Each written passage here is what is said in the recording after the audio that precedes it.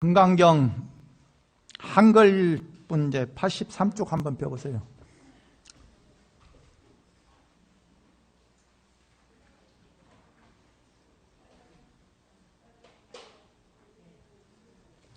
이 책이 좀 틀리니까 그 한글제 제1분 보시면 돼요.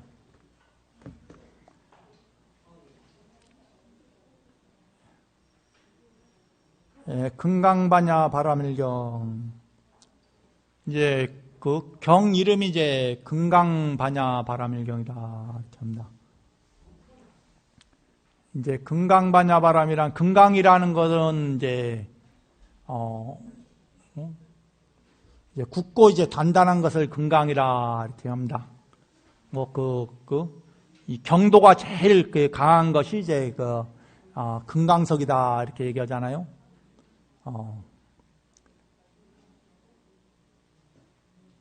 그래서 이제 반야라고 하면 이제 반야라는 건 이제 지혜를 얘기합니다. 지혜를 얘기하고 이제 그래서 이제 반야지혜다 이렇게 얘기합니다. 그래서 이제 금강과 같은 지혜로서 반야지혜로서 바라밀이다 하면 뭐냐면은 바라밀은 이제 이 세계, 이 사바세계죠. 사바세계는 탐내고 성내고 어리석음으로 만들어진 이 세계에서 이제 깨달음의 세계로 이제 가는 것을 바람이다 이렇게 합니다. 그러니까 이 세계 이 사바 세계에서 정토 세계로 가는 것이다 이렇게 이제 보면 돼요. 그리고 마음으로서 보면은 이 고통과 괴로움 속에 있는 그 마음에서 지혜롭고 자비로운 마음으로 이제 변화하는 것을 얘기한다 이렇게 보면 됩니다.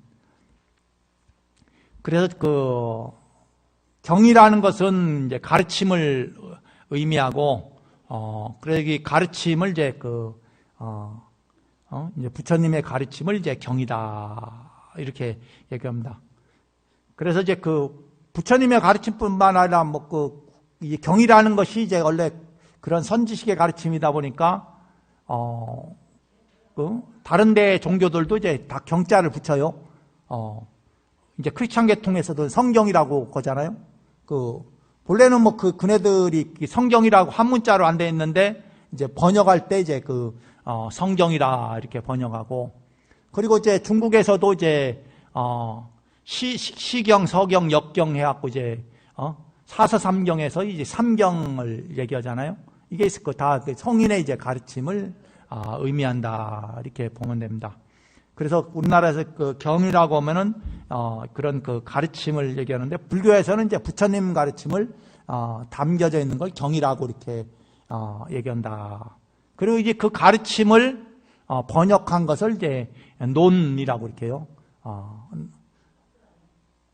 그래서 제1분 법회가 열린 연유, 그러니까 법회가 이 금강반야바라밀경이라는 가르침을 설하는 법회가 열린 그 이유에 대해서 이렇게 담겨져 있는 내용입니다.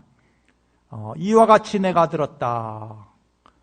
이와 같이 내가 들었다는 건 이와 같이 내가 들었다. 그 내가라는 것은 이제 누구를 얘기하냐면은 부처님 제자 중에서 이제 안한존자를 얘기합니다.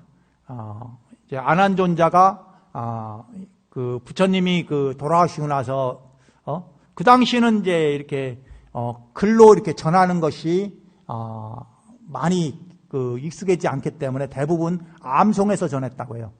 예? 문자가 없었던 건 아닌데 보편화되어 있는 세상이 아니다 보니까 대개 부처님의 가르침을 전할 때는 암송해 갖고 이제 전했다고 하는데, 그때 암송했을 때 모든 사람이 다 부처님 가르침을 전부 다 들은 게 아니기 때문에 이 부처님의 가르침을 들은 제자들이 암송했는데, 그 중에서 부처님 제자 중에서 안한존자가 부처님 옆에서 시봉을 들으면서 일종의 이제 비서 역할을 한 거죠. 그러면서 이제 부처님의 가르침을 듣고 나서 그 부처님이 돌아가시고 나서 그 가르침을 이제 암송을 했다. 그래서 대부분의 경전들은 주로 이제 안한존자가 암송을 합니다. 그 암송을 하면 어떻게 해요? 그 다른 스님들은 그 암송하는 그 장소가 이제 결집하는데 부처님의 가르침을 이렇게 모아서 이렇게 그 전하는 뭐 그런 자리가 이제 그 결집의 장소인데 그때 이제 그 다른 곳에 있던 부처님 제자들이나 그런데 그 자리에 참석할 수 있는 자격은 어떻게 아라한의 경지에 오른 사람만 참석했다고 해요. 아라한의 경지에 올랐다는 것은 우리 그 금강경에서 나오잖아요. 아라한의 경지는 어떻게 모든 그 대상 경계에 끄달림에서 벗어난 경지, 그리고 다툼 없는 고요함에 있는 경지가 아라한의 경지다. 그래서 그런 경지에 이른 분만이 참석하는데 그런 경지에 이른 분들은 어떻게 들으면은 들은 대로 다 기억을 했다고 해요. 기억력이 아주 이제 좋았다는 거죠. 이미 대상 경계가 없어져 버리니까 그런 어떤 모든 그 이야기들을 그 정보들을 들으면 들은 대로 기억을 해서 그 들은 내용을 또 제자들한테 전했다 이렇게 얘기합니다. 그래서 아라한의 경지에 이른 500명의 스님들이 어떻게 칠엽굴이라고 해요. 칠엽굴이라고 하는데 동굴에서 이제 머물면서 이 결집을 했는데 이 칠엽굴이 어디냐면은 그 중림정사에 있는 부처님이 처음 계신 중림상에서니까 왕사성이라는데 그 앞에 있는 그 산이 이제 이렇게 있는 그 굴이 칠엽굴이라고 해요. 그 왕사성이라는 그 앞에 있는 그 성 앞에 이렇게 산이 하나 아주 큰 산은 아니에요. 가보니까는 그런데 이제 주로 이제 바위와 나무는 많이 없고 주요 바위들이 좀 많이 있는 산인데 거기에 그 산에 있는 굴에서 이제 모여갖고 이 결집을 했다. 그때 이제 이와 같이 내가 들었다. 그러니까 이와 같이라는 것은 어떻게 이 부처님이 설하는 것과 같이라는 의미예요. 들은 사람은 부처님이 말씀하신 내용을 이와 같이 그 말씀하신 것과 같이 들었다. 한때 부처님께서 한때라는 것은 어떻게 이 시간이라는 것은 어떻게 세월마다 시대마다 시간이 동일한 시간이지만은 사람이 인식하는 시간은 다 달라요. 이때는 어떻게 해요? 우리처럼 서기도 쓰지 않았던 시계고, 그리고 그냥 어떤 왕 때 이런 시기로 그런 다 보니까는, 그리고 또 그 시대라는 시간이라는 것은 어때요? 이게 각 지역마다 시간이 틀리잖아요. 인도의 시간이 틀리고 우리나라 시간이 틀리고 미국에 있는 시간이 다 틀린단 말이에요. 어떨 때는 날짜도 다르단 말이에요. 그래서 이게 한때라 이렇게 합니다. 한때라는 거는 어떠냐면 바로 이와 같이 금강경을 설할 때를 얘기합니다. 설할 때에 부처님께서 사이국 기원정사에서 그러니까 어디에 계시느냐 하면은 부처님께서 사이국 기원정사에 계셨다. 사이국 기원정사라는 것은 사이국이라는 나라는 기원정사가 있는 절이 있는 그 나라인데 그 중에서 이제 그 나라에 사이성이라는 수도가 있어요. 그 수도에서 한 30분 걸어가면은 기원정사라는 절이 있었다고 해요. 지금은 절터만 이제 남아 있는데 절터가 벽돌로 이렇게 그 절이 터가 남아 있어요. 인도는 옛날 그 벽돌을 많이 건축자재로 써갖고 옛날부터 이제 이 건축자 벽돌을 많이 써서 그 벽돌로 했던 절터가 그대로 이제 발굴해갖고 남아 있습니다. 옛날에는 그게 절터 있는지도 몰랐다고 해요. 왜냐하면은 이게 부처님 당시가 언제적 얘기예요?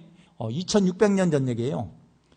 그러니까 2600년 전인데 이게 돌아가신 때가 2600년 됐으니까 그러니까 오랜 옛날 얘기니까는 그나마 터라도 이제 남아 있어요. 그런데 거기는 인도는 하도 넓다 보니까 한번 망해버리면은, 나라가 없어져 버리면은 이제 정글처럼 나무만 무성하게 수백 년 수천 년을 그냥 지내다가 그러다가 이제 발굴하기 시작해갖고 이제 이제 발견됐단 말이에요. 원래는 여기가 절 있는지 성이 있는지도 몰랐었는데 나중에 이제 발견됐다는 거예요.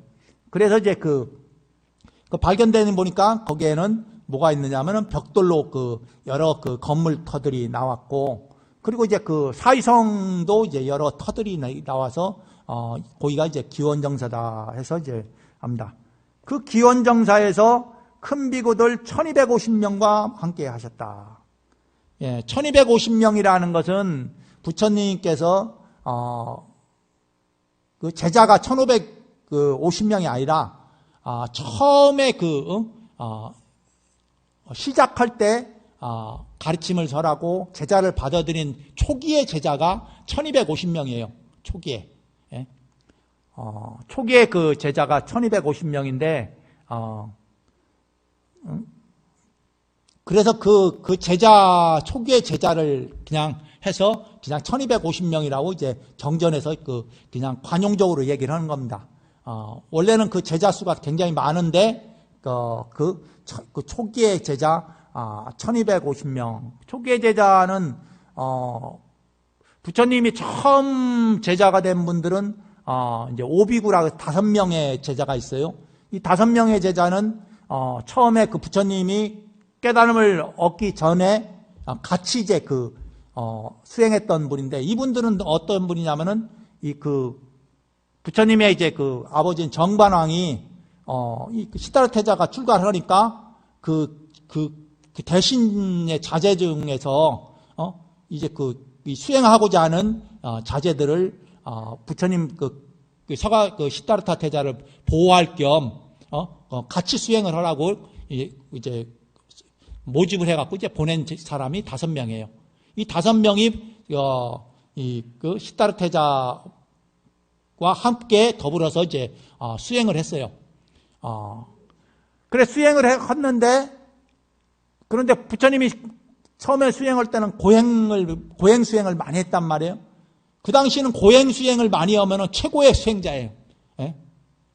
시대 따라 유행이 있듯이 우리나라도 멋쟁이가 보면은 시대별로 다 어떤 사람이 멋쟁이냐 이게 다 다른 것처럼 미인의 기준도 다 틀리다고 하잖아요. 예? 조선시대 미인 기준과 현대 미인 기준이 다 틀린 것처럼 이때는 이제 고행을 많이 해, 수행자는 고행을 많이 하는, 최고로 고행을 많이 하는 사람이 최고의 수행자로 이렇게 인정하던 시대란 말이에요.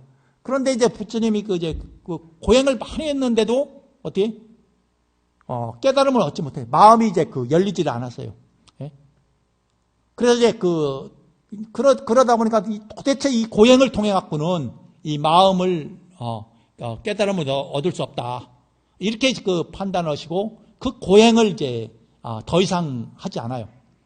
고행을 더 이상 하지 않아요. 그런데 우리 눈에 그 당시에 부처님 당시에 얘기하는 거고, 그런데 고행하지 않는다고 생각하고, 그리고 나서 무엇을 했냐면은 이제 음식을 이제 먹기 시작해요.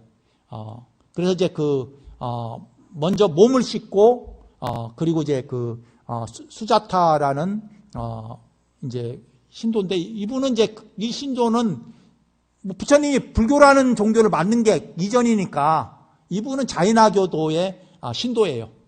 자이나교의 신도인데, 그런데 니련선화라는 강 옆에서 이제 마을이 있는데, 수자타라는 사람이 이제 우유죽을 이제 부처님한테 공양을 올리고, 그러니까 부처님도 당시에 일반 사람들 올 때는 부처님 깨달음을 얻기 전까지니까 부처님이라고 보지 않고 자이나교의 수행자로 봤어요.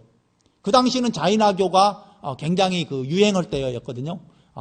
그래서 자이나교의 수행자로 봐서 자이나교의 신도인 수자타가 이제 우유죽을 이제 공양을 하고, 그러니까 그 목욕을 하고 우유죽을 공양하자 5명의 제자들이 이게 시다르타 태자가 타락했다 이게야. 그 당시는 고행을 하다가 고행을 멈추면은 이제 타락했다고 이렇게 보는 거예요. 수행의 길을 포기했다는 거죠. 그래서 이제 그렇게 하고 그걸 비난하면서 5명의 있던 제자들도 그 같이 수행하던 분들도 부처님 곁을 떠나요.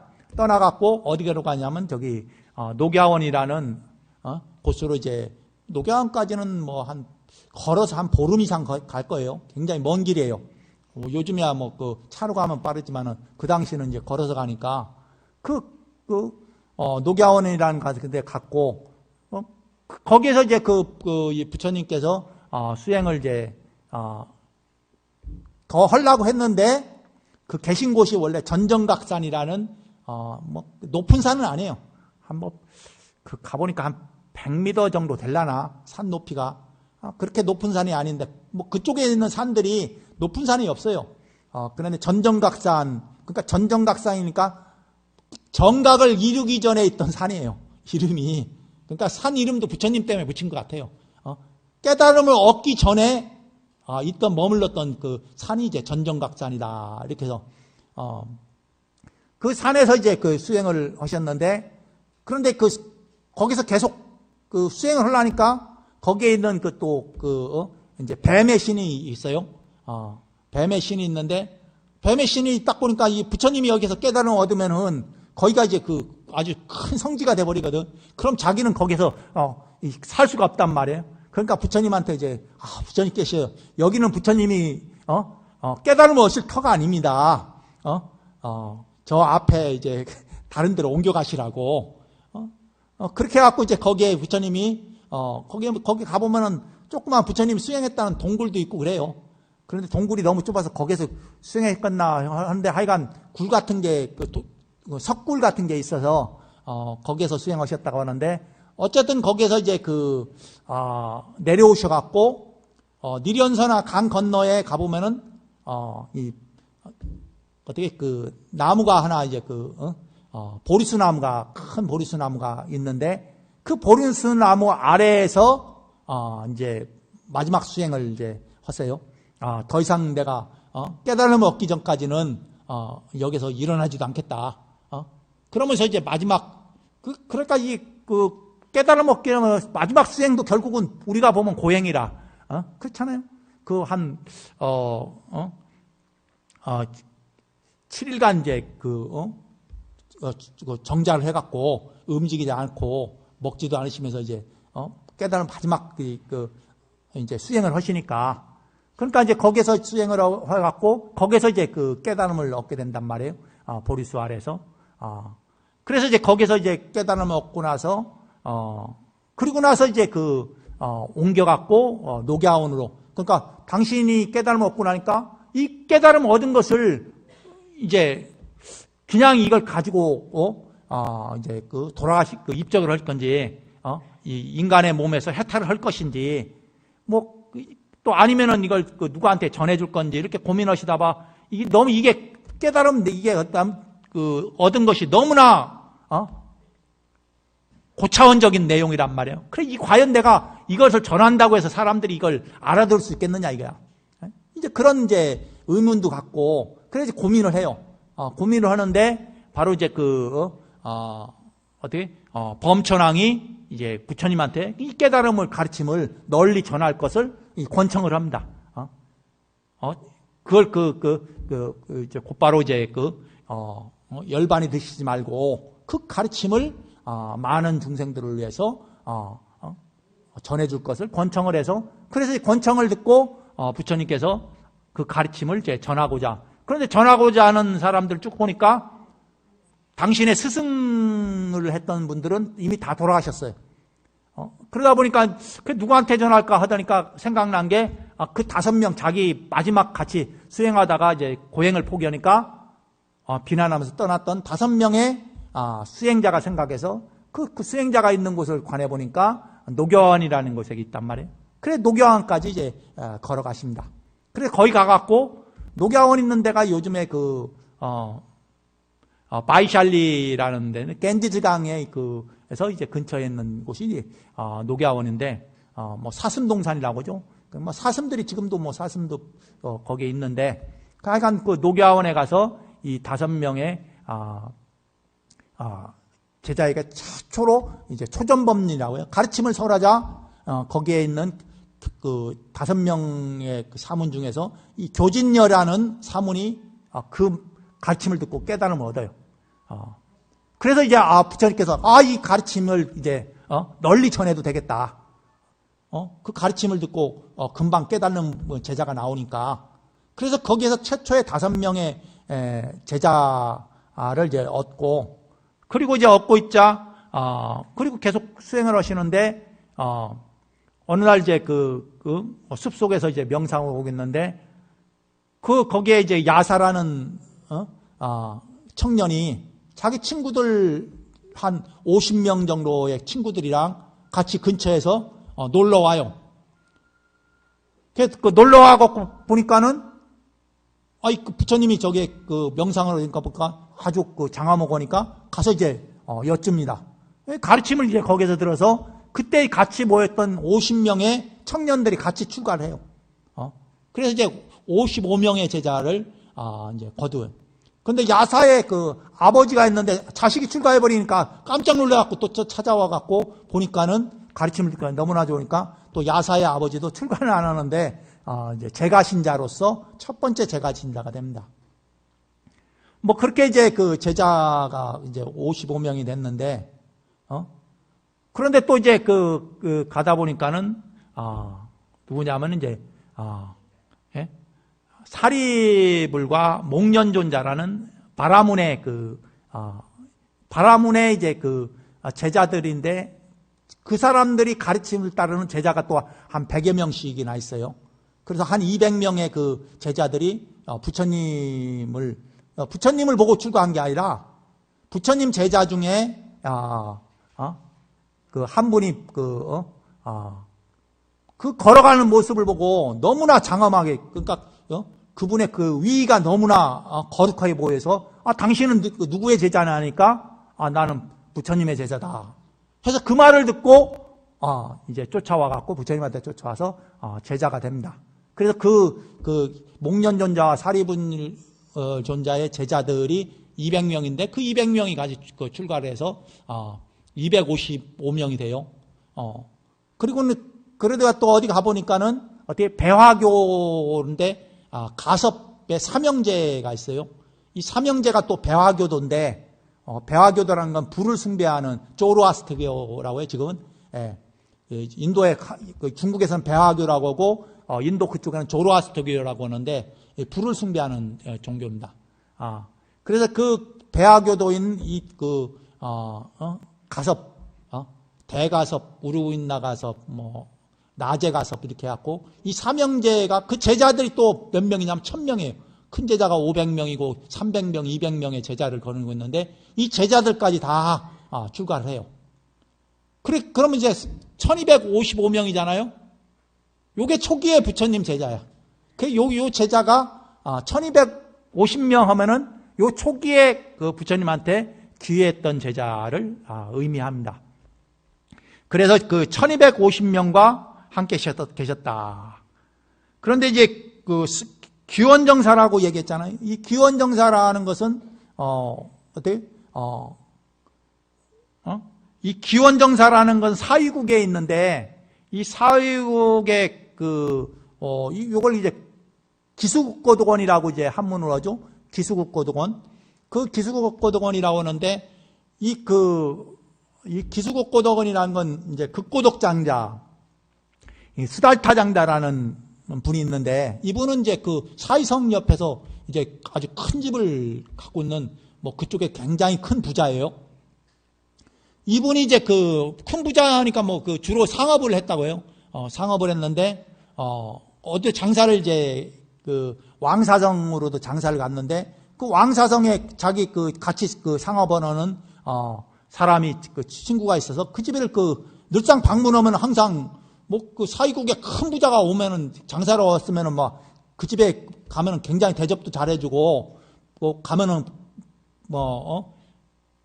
마중도 잘해줬는데 가보니까 집이 비어있단 말이에요. 그래 어디 갔느냐고 물어보니까 부처님 법문 들으러 갔다고.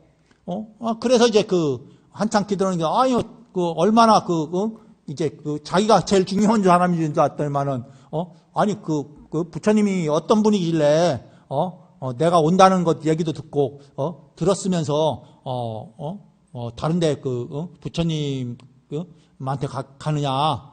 뭐 이러니까 이제 그 양반이 하는 얘기가, 이 부처님이 정말 이제 거룩하신 가르침을 얘기하면서, 그러니까, 그럼 나도 한번 가서 들어보자 해서 가서 들어보니까 너무나 이제 그 가르침이 좋고, 훌륭해서 이제, 청을 해요. 우리, 여기 왕사성회뿐만 아니라 우리 사이성회에도 당신, 부처님께서 가르침을 설해 주시면은 고맙겠다. 그러니까 이제 부처님이 이제 사이성회 가려면 그냥 혼자 하는 게 아니라 그 제자들이랑 같이 하는데 그 머물 곳이 없기 때문에 그 머물 곳이 마련되면은, 가겠다. 이렇게 해갖고 이제, 약속을 하니까, 그러니까 이제 수달타 장자가 사이성에 가갖고 부처님이 머물 곳을 만들려고 그렇게 해서 하니까, 근데 부처님이 머물 곳이 어떻게 되냐 하니까, 그 당시에는 이제 어떻게 바르공양 탁발을 하니까 그 많이 사는 성에서 멀리 떨어지면 탁발을 할 수가 없어요. 걸어서 오기 때문에. 그래 대충 보면은 한 30분 거리면은 탁발 오고 돌아가는데 30분, 탁발하는데 30분, 그러면 1시간 반 정도 걸리잖아요. 이제 그런 거리에서, 이제 머물 곳을, 그냥 머물 곳인데 그냥, 오늘날처럼 건물을 쉽게 짓는 시대가 않단 말이에요. 그러니까 주로 이제 숲속, 숲이 있는 곳에, 이렇게 머물 곳을 만들게 되는데, 그 당시에는 수행자들이 주로 숲에서 머물면서 수행을 많이 했기 때문에, 그런데 인원이 이게 1250명 꽤 많잖아요. 그 많은 인원이 머물 곳을 찾다 보니까, 주변을 찾다 보니까는 그 성 30분 거리에, 이게 숲이 하나 큰 게 있는데, 그 숲 주인이 누군가 이렇게 보니까는, 그 나라 이제 태자인 기타라는, 태자예요. 예. 이 기타 태자가 이제 이 숲을 주인이길래, 그래 찾아갔어요. 그 숲을 팔 수가 없겠느냐. 그러니까 태자가 자기가 그 숲을 팔 일이요. 돈이 있겠어요. 돈이 없는 사람도 아니고, 자기 이름으로 된 숲을, 그러니까 말도 안 되는 소리 하지 말라. 그런데 말도 안 되는 소리를 이쪽 그런 얘기를 하면 그러니까, 그러면은 그 땅에다가, 금을, 다 깔으면, 모를까. 이제 그렇게 얘기를 해요. 그러니까 안 팔겠다는 소리지. 그 전체를 다 금을 깔으라는 얘기는, 응? 안 팔겠다는 소리인데, 그런데 이제 그러면 이제 수달타, 금을 다 깔으면은 팔겠다는 얘기인가. 이렇게 이제 생각하고, 또 기타 태자는 그렇잖아요. 그 땅에 금을 깔으면 그 금 양이 얼마나 되겠어요. 엄청난 많은 재물을 들여서 설마 금을 깔아갖고 깔아서 그걸 동산을 사겠냐 이런 생각을 가졌는데, 그런데 이제 어느 날 보니까는 소문이 드니까 저희 수달타 장자가 거기다가 이제 금을 깔고 있다는 소문이 들려요. 그래갖고 우선 가지고 있는 금부터 이제 깔기 시작하는 거야 이제. 그러니까 이제 그 소문을 들어갖고, 아니, 기타 차다가 이제 쫓아가는 거예요. 아니, 무슨 이유로 이렇게, 이걸 살라고 하느냐. 하니까 이제, 얘기를 이제, 수달타 장자가 얘기를 해요. 내가 저 옆에 왕사성에 갔는데, 거기에 부처님이, 나셔갖고, 깨달음을 얻으셔서, 그 왕사성의 백성들을 위해서, 그 가르침을 설하는데 그 가르침이 너무나 좋아서 우리 사이성에 있는 백성들에게 그 가르침을 들을 수 있는 기회를 얻기 위해서 그 부처님을 모셔오기 위해서 여기에 머물 곳을 마련하기 위해서 이렇게 내가 한다고 하니까 그 태자가 그 소리를 듣고 이제 감동을 해서 그러면은 동산은 당신이 이제 사고 그 위에 있는 나무 있잖아요. 나무는 내가 그냥 주겠다. 그래서 기수국구 때문에 기수예요. 기타 태자의 나무예요. 기수가. 그리고 극고독원 하면 극고독은 수달타 장자의 한문 이름이에요. 그리고 그 사람은 외로운 사람, 어려운 사람을 돕기를 좋아한다 그래서 극고독자라고 해요. 그러니까 외로운 사람들한테 베풀기를 좋아했다 해서 극고독장자라고 이렇게 하는데, 그래서 극고독원, 극고독의 수달타 장자의 이제 공원이죠. 그 동산 원이잖아요. 그래서 기수국고동원이라고 해요. 그걸 줄여서 기원정사라고 합니다. 기원정사. 그래서 이 기원정사가 부처님 이후로 그 두 번째 만들어진 절이에요. 첫 번째 절은 중림정사라고 해서 왕사성 안에 있는 절이고, 그리고 그 중림정사는 누구냐? 빈비사라 왕이 이제 부처님을 위해서 만들어진 절이고, 그리고 이제 그 기원정사는 수달타 장자가 이 사위성에 사위국에 있는 사람들에게 부처님의 가르침을 들을 수 있게끔 하기 위해서 부처님을 온 그 곳이 기원정사입니다. 그래서 이 기원정사에서 부처님이 가장 오랫동안 머물면서 이 가르침을 설했어요. 왜냐하면 기원정사 자체가 굉장히 넓어요. 건물도 많이 있고, 그 수달타 장자가 이제 워낙 부자인데다가 거기서 이제 집을 이렇게 많이 져갖고 많은 제자들이 거기 머물면서 이제 가르침을 듣습니다. 그래서 이제 그 기원정사에 이제 머물면서 이제 가르치는데, 이 금강경이 바로 이 기원정사에서 머물러 계실 때에 설한 이제 가르침이에요. 그래서 이 금강경뿐만 아니라 이 반야에 관련된 경전이 600부 반야라고 해서 굉장히 양이 방대해요. 이 600부 반야의 경전, 반야부의 경전들은 다 대부분 다 이 기원정사에서 설하십니다. 예. 그래서 이제 이 반야라는 건 그 중생의 그 반야 지혜를 일깨우기 위해서 이제 가르침을 설한 것이고, 그 중에 핵심되는 가르침이 바로 이 금강 이제 반야 바람일경이다. 그래서 이 큰 비구들 1250명과 함께 계셨다. 그때 세종께서는 공양을 드실 때인지라 가사를 걸치고 바루를 들고 사위성에 들어가시어 이 탁발이라고 이렇게 얘기하는데, 지금도 이제 그 남방에서는 탁발을 합니다. 그래 이제 북방에서는 탁발을 하는 이유는, 북방은 그 기후 조건이 이제 이렇게 같지가 않아요. 남방은 기후가 따뜻하다 보니까 뭐 언제든지 탁발을 할 수 있는데, 북방은 어떻게 해요? 추운 겨울이 있다 보니까 겨울에는 탁발을 해서 갈 수가 없는 환경이란 말이에요. 그리고 그 인도는 이제 어떻게 해요? 거기에서 이제 그런 불교가 태동했기 때문에 이런 탁발이라는 것은 그네들의 하나의 수행 문화예요. 수행자들은 다 탁발을 해서 이제 직접 음식을 해 먹지 않고 탁발에 의해서 이제 음식을 이제 먹었습니다. 그렇기 때문에 지금 탁발이 가능했는데, 그런데 이 동양에서 와서는 기후 조건이 틀리고 겨울이라는 게 있고 또 여름 비가 오는 그런 기적이 있고, 그러다 보니까는 여름에는 그나마 이렇게 어떻게 있을 수 있는데 겨울에는 눈이 오고 하면은 움직일 수가 없잖아요. 그러니까 탁발 자체가 이제 어렵고, 그리고 또 이 불교라는 종교는 어떻게 신흥 종교다 보니까 사람이 많은 곳에 가서 함께 섞여서 이제 종교 활동을 할 수가 없는 거예요. 초기에는. 그래 외래 종교가 들어왔었는데 일반 모든 사람들이 반갑게 맞아주는 것도 아니고, 그러니까 주로 외곽 쪽에 있고 아니면 산 속에 있고 이런 이제 형태로 이제 머물다 보니까 이렇게 탁발이 이제 이렇게 이루어지지 않아요.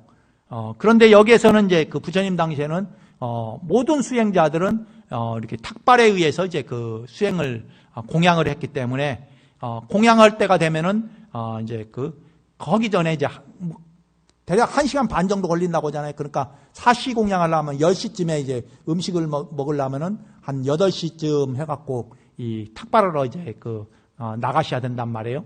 그래서 탁발하러 이제 그때 탁발을 하러 갈 때는 그냥 이제 가볍게 가는 게 아니라 정식으로 이제 가사를 걸치고 이렇게 갑니다.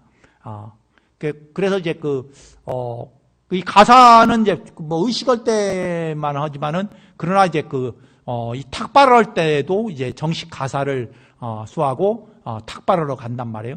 탁발을 하면은 이제 이런 큰 밥그릇 이제 그릇을 이제 가지고 이제 가게 되는데 뭐 오늘날은 이제 남방에 가서 탁발하러 가면 이제 음식을 다 비닐에 담아갖고 이렇게 분리해서 이렇게 주게 되는데 옛날에는 그게 없죠. 그냥 큰 그릇 가면은 거기다 밥도 집어넣고 국도 국이 그 당시에 있는가 아니면 카레 같은 거 먹었겠죠. 카레도 집어넣고 과일도 집어넣고 이렇게 짬뽕 돼갖고 이렇게 그죠. 비닐 나온 지가 얼마 안 되잖아요. 100년도 채 안 됐으니까. 그래서 그 당시에는 이제 그런 이제 공약물이라는 게 그러니까 한마디로 이제 먹는 거에 대한 생각이 없어. 그냥 공약물은 그냥 생명을 유지하기 위한 하나의 수단일 뿐이지 그것을 맛으로 보거나 그 형태로 보거나 그냥 뭐 그렇게 볼 수밖에 없죠. 뭐 옛날에 이제 뭐 이제 깡통에다가 이렇게 해갖고 그거 받아 왔다고 하잖아요.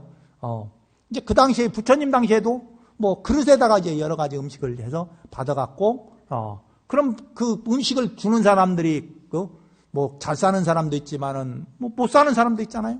그러면 이제 먹는 음식이 다 제각각이겠죠. 예. 그래서 이제 그런 음식들을 이제 받아서 이렇게 그런데 처음에는 이제 이게 가면은 잘 사는 집 가면은 좋은 음식 줄 거고 못 사는 데 가면 어떻게 해요? 안 좋은 음식 줄 거 아니에요. 아니면 음식도 얻지도 못할 거고 이제 그러다 보니까 어떻게 이게 잘 사는 집 쪽으로 가는 스님들이 있을 거고 못 사는 집 쪽으로 가는 스님들이 있을 거고 이제 그러다 보니까 이제 서로 이제 중구난방이 돼버리는 거야. 그러니까 이제 그 다음부터 나온 법이 칠가식이라고 해서 7집을 걸어놔요. 7집. 차례대로 7집을 가서 탁발을 하고 그리고 안 되면 이제 돌아오는 거야. 되면 이제 거기서 받아오는 거고. 그래서 이제 갖고 와서 이제 갖고 와갖고 이제 요즘은 이거 나눠 먹어요. 옛날에는 이제 탁발 헌대로 자기 음식을 했는데 지금은 이제 그걸 갖고 와서 이제 전체 이렇게 한때 통합해 갖고 나눠 먹는데 옛날에는 이제 그렇지 못했다고 해요. 그래서 어쨌든 이제 그 탁발을 7집 걸러서 탁발을 해서 이제 본래에 있는 기원정사에 와서 이제 공양을 하셨다. 그래서 이제 가사를 거치고 발을 들고 사위성에 들어가시어 성 안에서 공양을 받으실 적에 차례차례 받으시고 그러니까 7집을 걸러서 차례차례 받으시고 다시 계시던 곳으로 돌아와 그러니까 기원정사에 다시 돌아와서 이제 공양을 받았으니까 이제 공양을 이제 하신 후에 드신 후에 가사와 바루를 거두시고 이제 그리고 이제 발을 씻은 뒤 자리를 펴고 앉으셨다. 어쩌면 이게 하루의 일과 일상 매일매일 이와 같은 일상을 탁발해 갖고 음식 안 먹으면 굶어야 하니까 매일매일 할 수밖에 없죠. 우리가 매일매일 밥 먹듯이 부처님도 매일매일 그런데 매일매일 밥을 먹어야 하는데 그런데 부처님은 일종식을 해갖고 이 탁발을 한 번 냈다. 사시에. 사시에 한 번 탁발을 하고 그리고 나서 이제 탁발을 하는데 요즘에는 탁발을 한 2번 하네요. 오후불식을 남방불교는 오후불식을 하기 때문에 오후에는 음식을 이제 빌려 다니는데 탁발을 하지 않아요. 그러니까 아침이랑 이 사시공양 이 2번만 이제 탁발을 합니다. 아침 같은 경우는 탁발을 하려면은 굉장히 사람들이 일찍 준비를 해갖고 이게 탁발을 해야 하니까 탁발해도 이제 음식을 얻을 수 있는 양이 많지도 않을 거예요. 그런데 어쨌든 이제 그러다 보니까 이제 부처님께서는 이제 일종식을 하는데 그런데 이제 건강이 안 좋은 제자들이 있거나 그리고 또 어린 제자들 때문에 탁발을 하면은 이제 음식이 많이 탁발을 하면은 많은 음식은 남겼다가 어린 제자들이나 이제 그 음식을 남은 음식을 이제 먹게 되겠죠. 그런데 이제 하여간 부처님은 일종식을 하니까 사시에 이렇게 탁발을 이제 아마 그 시대에는 한동안 계속 하다가 계속 그게 문제가 돼갖고 이제 점점점 탁발하는 방식들이 조금씩 바뀌어요. 그래서 이제 그리고 이제 그 자리를 펴고 앉으셨다. 이게 이제 그 하루의 일과를 이제 얘기하는데, 그럼 왜 이 일과를 얘기하느냐? 우리가 뭐 일과라는 게 별거 아닌 것 같지만은, 우리 살아가는 것이 그 일과를 하면서 살아가는 거예요. 각각의 자기 나름대로 일과를 가지고 있잖아요. 뭐 직장 다니는 사람은 뭐 그렇게 하고 뭐 그 직장을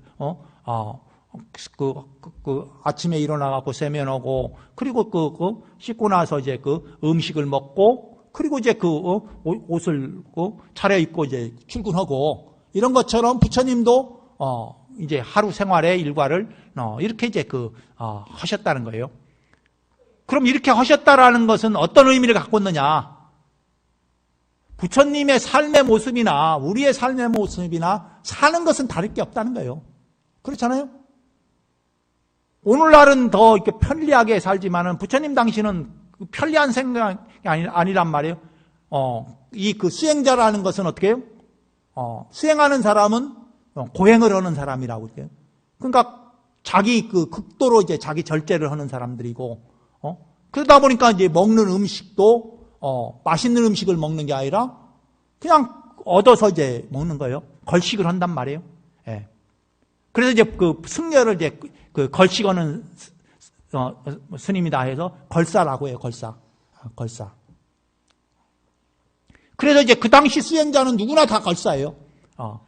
뭐 수행 안 하는 사람들은 자기 노력해서 뭐 집에서 음식을 해 먹고 이렇게 하지만은, 이 수행하는 사람은 자기가 음식을 하지 않나요? 농사를 짓지도 않고, 이제 그러니까 또 사람들이 비난하잖아요. 뭐 부처님은 뭐 수행자라고 하면서 이제 농사도 짓지도 않고 일도 안 하면서, 먹느냐. 하니까 이제 부처님께 나도 밭을 간다, 이게. 예? 무슨 밭을 가느냐? 당신은 마음의 밭을 간다, 이게. 마음의 밭을 가서 지혜를 일깨운다. 이렇게 얘기를 합니다.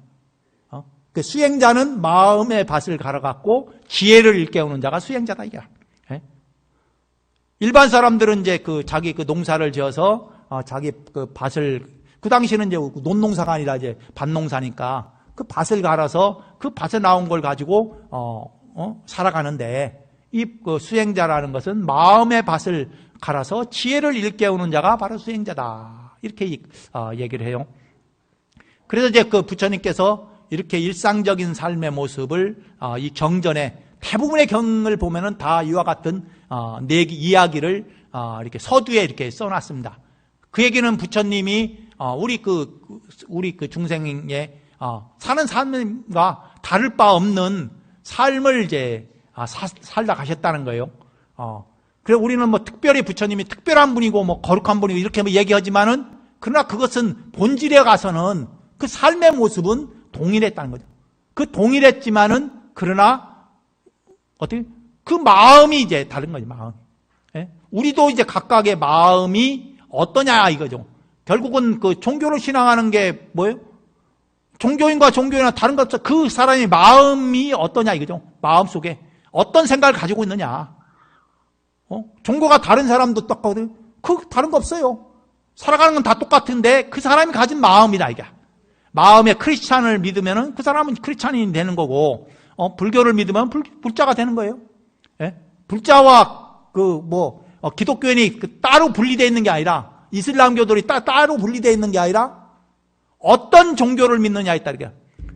그래서 똑같은 종교를 믿는데도 보면은 그 믿음의 대상이 똑같은 신인데도 불구하고, 어떤 사람은 이단이라고 하고, 어떤 사람은 또 이제 막 나눠갖고 그렇게 하는 이유도, 그 사람들이 마음이 각각의 또 그 종교를 믿는 사람, 똑같은 신인데 알라와 여호와는 같은 신이라고 얘기하잖아요. 그런데 같은 신인데 알라에 믿는 신과 여호와에 믿는 신이 같은 신이냐? 그럼 같은 신이라고 얘기는 해요. 그런데 신에 대한 관념이 틀려요. 이슬람이 믿는 신에 대한 관념과 크리스찬이 믿는 신의 관념이 달라요. 예? 믿음이라는 것은 동일하지 않단 말이에요. 동일하지 않아요. 똑같은 불자라도 다 동일한 불자냐, 또 동일하게 부처를 믿느냐 하면 그렇지 않아요. 그 믿음이 다 틀립니다. 어떤 사람은 어떤 마음에서 믿느냐, 어떤 사람은 욕심이 가득한 상태에서 믿는 분이 있고, 어떤 사람은 그 욕심이 하나도 내려놓고 믿는 사람이 있고, 그 믿음이 다 틀려요. 결국은 종교는 각각의 그 염이죠. 마음을 만드는데 그 신을 믿는 마음, 그 종교를 신앙하는 마음이 이게 다 틀린 거예요. 예? 불자라고 해도 다 똑같은 불자가 아니라 그 불보살이 부처님의 가르침을, 불교는 사실은 부처님을 믿는다라고 이렇게 얘기할 수가 없어요. 예? 부처님이나 그 보살님을 믿는다. 우리 신앙이라는 게 믿음이니까 그 믿는다고 하는 게 아니라 그 불보살님의 가르침. 예? 가르침이 어디? 가르침이 뭐예요? 누구나 다 부처가 될 수가 있다. 누구나 그 마음에 부처의 성품이 갖고 있고, 그 부처의 성품을 일깨우면은 누구나 다 부처가 될 수 있다라고 가르치는 것이 이 불보살이다. 그러면 그 부처를 일깨운다는 건 무슨 의미냐? 그 부처의 를 일깨운다는 건 뭐예요? 대상경계. 예? 색상영미척법에 대한 그 대상경계에서 벗어나면은 누구나 다 행복할 수가 있다. 예?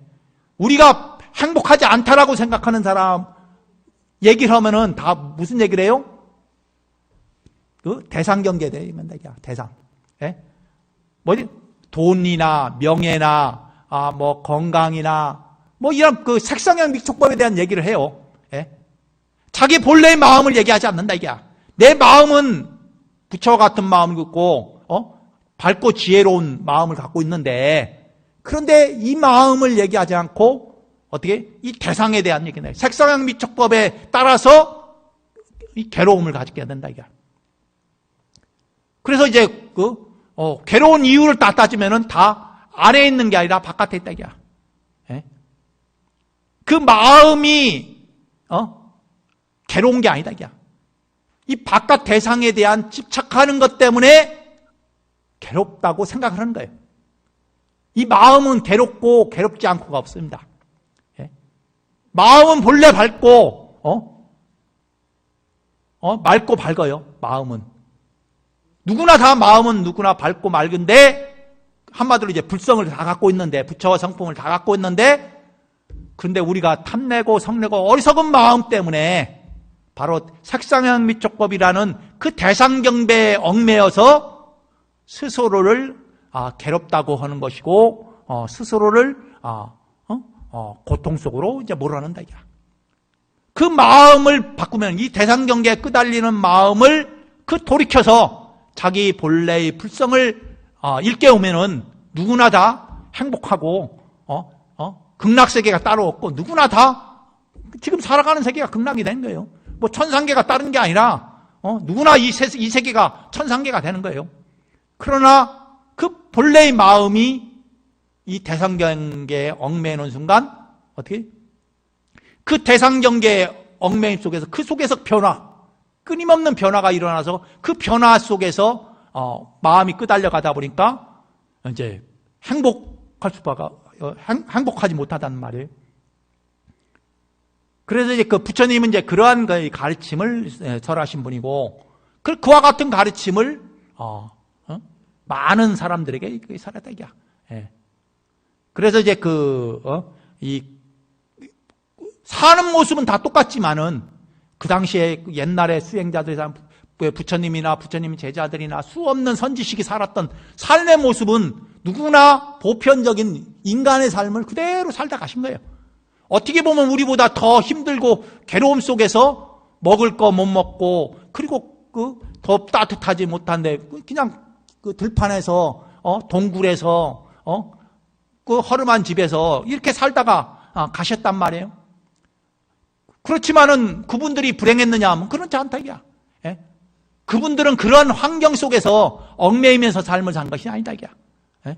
자기 당신의 그 본래의 마음 속에 있는 밝고 맑은 자성청성심이라고 해요. 그 청정한 그 마음을 속에서 삶을 살다 가시다. 그래 우리가 이제 음식을 보면 무엇이 맛있는 음식이냐 하면은, 맛있는 음식이라는 게 정해져 있는 게 아니잖아요. 예? 우리가 맛있는 음식을 막 찾지만은 막상 맛있는 음식이라는 건 따로 없어요. 예? 관념일 뿐이란 말이에요. 무엇이 맛있느냐 하면은 어떤 사람 청국장이 제일 맛있다고 하고, 어떤 사람은 투플러스 그 소고기가 제일 맛있다는 사람 있고, 어떤 사람 무슨 회가 제일 맛있다. 근데 막상 보면은 맛있는 게 없어요, 따로. 예? 옛날 배고픔이 반찬이라고 하잖아요. 배고픈 사람한테는, 식은 밥도, 배고픈 사람한테는 그냥 맛있는 거다, 이게. 먹을 게 없는 사람한테는, 그 식은 밥이라도 그게 얼마나 맛있겠어요? 그런데 배부른 사람한테는 아무런 좋은 음식을 갖다 와도, 맛있지가 않다는 거예요. 예? 이미 배가 꽉 찼는데 무엇을 먹었든 배가 찼던, 그냥 누른밥만 먹어갖고 배를 꽉 채웠던, 아니면 고기를 먹어서 배를 꽉 찼던, 일단 배가 꽉 차이면은 어떤 음식을 갖다 줘도 맛있는 음식이 없어요. 예? 오로지 맛있는 음식은 배가 고플 때 먹는 음식이 제일 맛있는 거야. 예? 그래 절에 와서 보면은 이제 비빔밥이 맛있다고 하잖아요. 근데 비빔밥 딱 보니까 별거 없거든. 제가 보면은 비빔밥 몇 가지 나물 몇 가지 고추장 하는데, 근데 저게 왜 맛있다고 할까 하면, 그 절에 오면 절하고 법회하고 기도하고 하니까 그때 마침 또 밥 되잖아. 배고플 때거든. 그러니까 배고플 때 한참 배고플 때 또 소리 내면 또 이게 에너지 낭비잖아요. 그러면 몸에 에너지를 막 방출했으니까 배가 고플 거예요. 배가 고프니까 이제 시장이 만찬이라고 그냥 비빔밥 별거 아닌 것도, 그런데 그게 제일 맛있다는 거야. 그런데 이제 그래서 사람이 이제 반찬 투정하면은 굶기면은 반찬 투정이 사라진다고 하잖아요. 먹을 거 채소 안 주면은 안 주다 보면 나중에는 막 뭐를 줘도 다 맛있다는 거잖아. 그래 어쨌든 이제 절에 와서 비빔밥이 맛있는 이유 중에 하나가 사실 이제 그건데, 그런데 절밥이 맛있다고 이렇게 늘 얘기를 해요. 그래서 다른 이유가 아니라 절에 오면 항상 배고플 때 밥을 먹어서 그러단 말이에요. 하여간 어쨌든 이제 그 일상 우리 사는 것이 결국은 우리 행복이라는 게 다른 게 없어요. 우리가 일상 사는 속에서 우리 각자의 행복을 찾아 나가는 것이지, 뭐 특별하게 어디 뭐 행복하려고 찾을 게 없다는 말이에요. 여러분 일상 하루하루 사는 것이 행복하면 되는 것이지, 미래에 뭐 내년에 행복할 건지 아니면 과거에 행복했던 것인지 뭐 그런 거 따질 일이 없다 이게. 예? 그냥 늘상 하루하루를 행복하게 보내면 돼요. 뭐 근처에 뭐 코로나 때문에 또 괴롭다고. 그런데 막상 보면 코로나 때문에 괴로운 것도 아니야. 마스크 쓰다고 해서 뭐 괴로운 것도 아니고, 어떨 때는 마스크를 쓸 때가 더 편안할 때가 있고, 그렇단 말이에요. 그리고 마스크 쓸 때가 왜 편하느냐 하니까 제가 얘기했잖아요. 작년에 동안거에 제가 선방에 딱 앉아보니까 이제 평상시에는 이제 선방에 앉으면은 어떻게 마스크 안 쓰고 할 때는 이 공기가 누가 문 열으면 차가운 공기가 들어오고, 어떨 때는 이제 건조한 상태란 말이에요. 방에 있다 보니까. 그러니까 이제 마스크를 쓰니까 건조한 게 없어지더란 말이에요. 그리고 찬 공기가 문을 여는데 찬 공기를 곧바로 안 하니까 기침할 일이 없어진단 말이에요. 그래, 이게 마스크를 쓰는 게 이게 그전에는 마스크를 왜 안 쓰느냐. 남들 마스크 다 안 쓰는데 내가 혼자 쓰고 있으면 또 이상하잖아요. 그러니까 마스크를 쓸 수가 없어. 눈치 보여서. 그런데 이제 다들 마스크를 쓰는 되니까 마스크를 쓴다고 해서 눈치 볼 일이 없단 말이에요. 그래서 마스크를 쓰고 있으니까는 찬 공기랑 이제 건조한 공기에는 마스크를 쓰니까 좋더라고. 그래, 또 이게 또 이런 장단점이 있구나.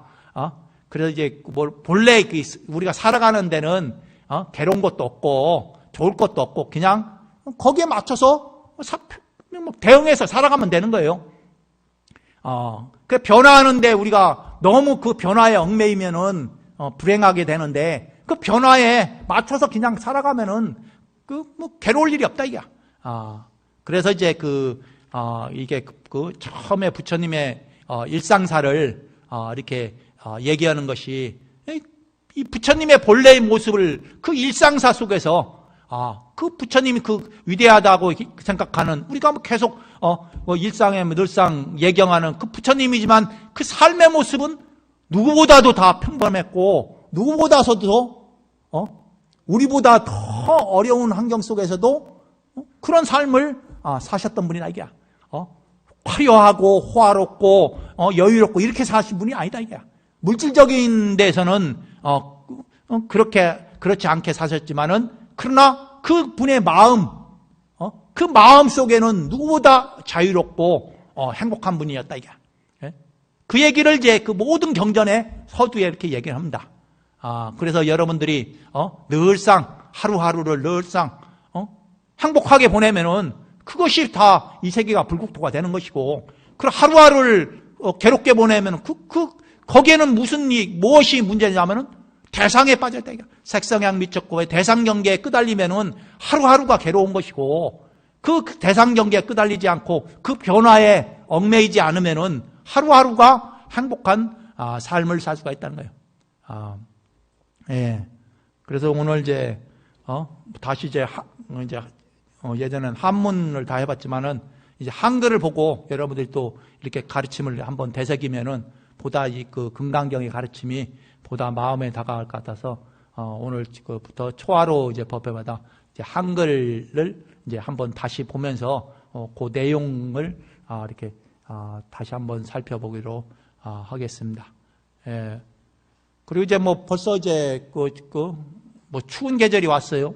여름, 더운 여름이 뭐 엊그제 같았던데, 벌써 이제 추워지기 시작하는데, 뭐 그렇게 이제 뭐 이제 또 다음, 뭐 보름에 이제 동안거가 이게 또 들어가요. 그래서 야, 참 빠르다라는 생각을 하지만은 또 어떻게 이제 또 추우면 추운 대로 이렇게, 더우면 더운 대로, 우리가 계절 변화가 있는 게 어떨 때는 귀찮고 불편할 때도 있지만은 또 어떨 때는 이 계절 변화가 있으니까 1년 삶이 어떻게 보면 더 여유롭고 또 변화가 있으니까 오히려 더 좋은 경우가 있어요. 변화가 없는 사막 지역이나 아니면 뭐 늘상 온난화 따뜻한 지역이라고 하지만은 그런데 거기에는 변화가 없다 보니까 일상이 너무 이제 평범하단 말이에요. 늘상 같은 일상이다 보니까. 그런데 우리나라는 이제 그 계절 변화가 뚜렷하다 보니까는 뭐 여러 가지 그런 불편함 속에서 또 아름다움이 또 같이 있는 거고, 이제 그렇게 이제 보시면 됩니다. 그리고 이제 뭐 밑에 이제 미륵 부처님 앞에 이제 촛불 켜는 데를 만드는데 여름에 그게 뭐 스테인레스로 돼갖고 여름에 초가 막 일찍 녹아내리는 바람에 문제가 돼서 이제 초를 못 켰는데, 이제 겨울철 들어오면서 이제 뭐 차가워지니까 거기다 이제 초를 이제 펴도 이제 뭐 한 일주일 이렇게 펴도 5일 피고 뭐 그래도 이제 녹아내리는 게 없으니까는 이 초경왕향을 이제 밑에 미륵 부처님 전에 이렇게 하시면은 뭐 긴 거는 일주일 되는 게 있고 5일 되는 게 있고 3일 되는 게 있고 뭐 하루짜리 있고 뭐 그런 것 같아요. 그래서 거기 밑에다가 초광향을 올려서 거기 펴놓고 가시면은 됩니다. 그래서 원래 촛불 공양은 이제 늘상 하는데 이제 이 법당 안에 이제 끓음이라든가 뭐 여러 가지 또 미세먼지나 뭐 이런 것들 얘기 때문에 이제 법당의 촛불은 영단에만 이제 광제사는 키니까는 초공양을 올려도 영단에만 피니까 이렇게 늘상 부처님들한테 초공양을 해도 이제 한계가 있어요. 부처님 전에 이제 촛불을 안 켜다 보니까 여러분들이 초공양을 이제 하려면은 밑에 이제 미륵전 앞에다가 미륵 부처님 앞에 촛불 켜는 데다가 키면은 초가 다 다를 때까지 그게 초가 팜유로 돼 있어요. 그래서 뭐 공해에도 끓음도 없고 그러니까는 고개 촛불을 키시면은 각각의 또 부처님 전에 이제 촛불을 공양을 통해서 시구하는 것들이 또 이루어지지 않겠나 싶습니다. 그래 어쨌든 또 달라진 게 이번에 이제 관음제일 이제 42수 다란이 이제 관음제일을 시작을 했습니다. 시작을 했으니까 못 오시는 분들은 그 42시 다란이는 그 관음제일마다 42번의 신묘장구 대다린을 하는 거예요. 그러니까 이제 광제사 앱을 통해서 이렇게 하셔도 되고, 그래서 이제 그 42개월 동안 이렇게 합니다. 그래서 이제 그 기도하신 분들은 개인별로 이렇게 입제를 하니까 그 비용이 그냥 한 달에 10,000원씩 이렇게 내는 거예요. 그 기도하는 분들이. 그래서 그거 가지고 이제 뭐 공약물 올리고 하는 거니까는 그렇게 해서 동참하셔갖고 그날 못 오시면은 광자사 앱을 들으면은 여기 그 40시 다란이 하니까 기도를 하니까 같이 이렇게 하시면 됩니다. 그래서 이 다란이 기도라는 것은 뭐냐면은 관세음보살님의 그 관련된 기도인데 이 신묘장구 대다란을 통해서 이 관세음보살님의 가피력과 그리고 여러분들 각각의 마음속의 자비 광명을 밝히는 것이 이제 그 42수 다란이 기도입니다. 그래서 여러분들이 마음속에 자비 광명을 일으키고 그리고 관세음보살님의 이제 그 가피력을 희구하는 그래서 그런 기도니까는 그거에 맞춰서 이렇게 하시면 되겠습니다. 오늘 이것으로 마치겠습니다. 모두 성불하십시오.